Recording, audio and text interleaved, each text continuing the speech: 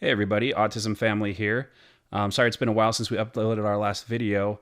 In this video, basically we're just doing a quick little update of what we've been up to as a family. As you can see here, Ian is attempting to walk on water. And it might look a little bit like an optical illusion or an April Fool's joke, but actually this is the Great Salt Lake. This was their first time going out there, and we wanted to show them having a good time.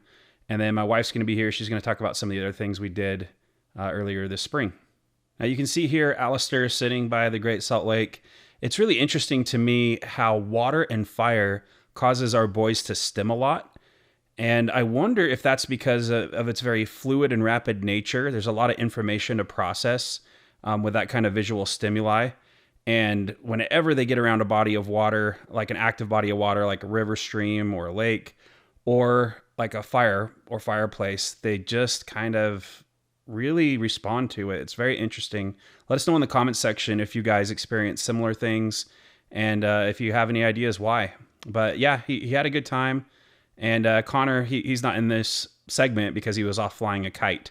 But yeah, they had a really good time.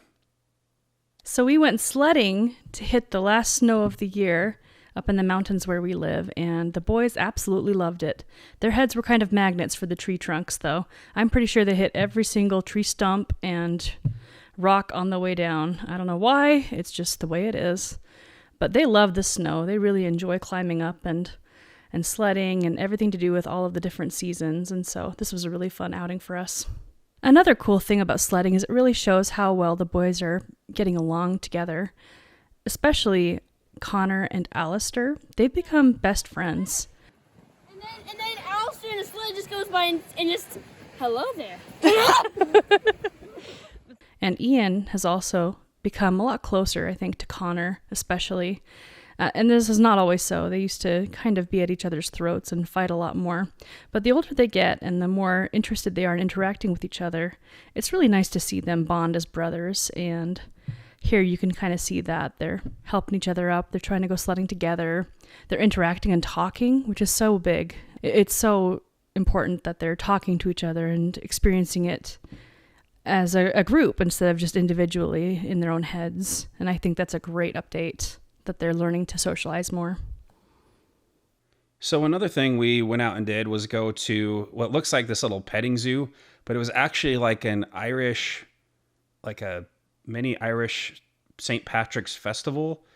Anyway, it was just kind of like this amalgamation of things where they were selling all kind of bric-a-brac and different items. We actually got some Jamaican spices there, which was really random, and it has nothing to do with Ireland, but we just thought that was kind of fun. But mainly the kids kind of stayed outside and focused on the animals. And, you know, we wanted to see if they responded to the animals anymore. We've heard many stories about autism therapy with horses and things like that. And I've got to say, when it comes to our boys and that kind of thing, I don't notice a huge significant difference with them and animals as far as them talking more or, you know, opening up more. I think at first when they were littler, they made a big deal out of it and, you know, communicated more with the animals. But, you know, and maybe you guys have a different experience. Maybe there are many of you who responded really well to animal therapy. But yeah, our kids love animals, no doubt.